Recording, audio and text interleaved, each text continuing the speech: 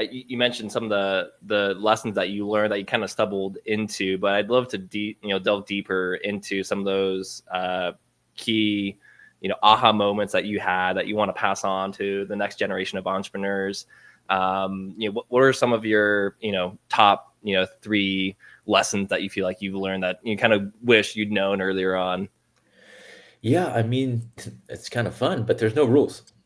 There's some guidelines around entrepreneurship and starting a business, especially a service-based B2B or B2C business. There's some taboo things you're not to do, but at the end of the day, like you can go out there and I encourage everybody to do this. Find problems and help people with the solution, right? Don't say, "Hey, I could fix your computer and make it so much better." That's one thing. But if you go to them and say, "Hey, is everything perfect on your technology life? Everything is seamless and flawless, right?" And they go, "Well, no, not exactly." And then they start telling you the problem.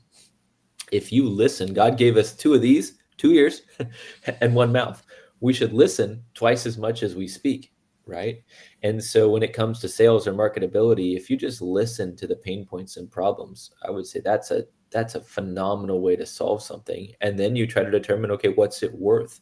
Right? Then you can step into pricing. So many people approach it the other way and they go, "I am qualified. I want to sell this widget, this product. I want to do this service. I charge X an hour and I'm going to go for it."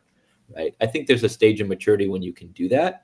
But in the beginning stages, you got to kind of MVP, minimum viable product, everything you do, and test some assumptions. Every single client in my first few years was charged a different rate because I was trying to determine the threshold. And then sometimes people would say, "No, that's too much." And I go, "Okay, well, what would be the value, to you?" And they'd tell me, and we'd enter into agreement, right? There's no rules. There's no set expectations.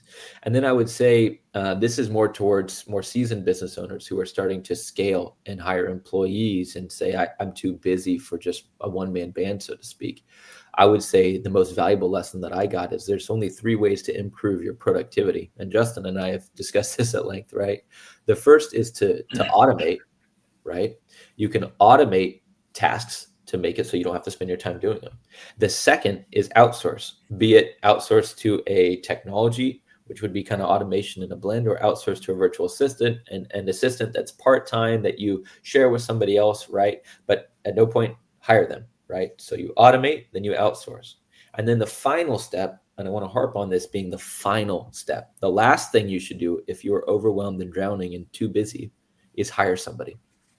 So many people just say, "Oh, my buddy, he runs an insurance agency." And he's like, "I'm so busy. I'm so busy. I need to hire somebody." I was like, "Well, tell me about your systems," right?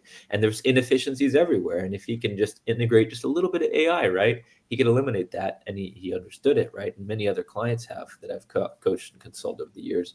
But so many people jump to, "I'm too busy. I need to hire somebody."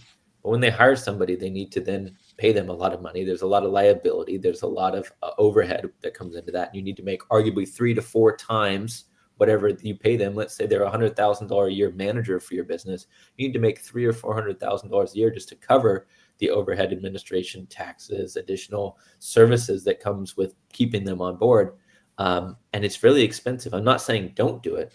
I'm just saying, and Justin and I have tried down the hiring field for a number of our adventures that we were working on together, and it's hard, right, to set expectations. But once you have an employee, you have to establish systems and processes and have automation in place. You might as well dial that in well before you bring somebody on, is my opinion.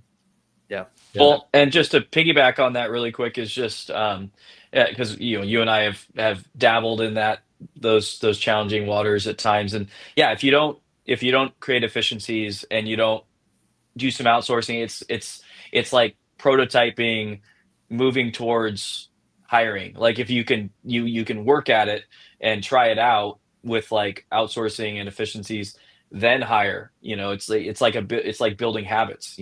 If you just hire, now you have to manage them, but you don't sometimes even know what you need them to do, and then you have to keep up on what they're doing.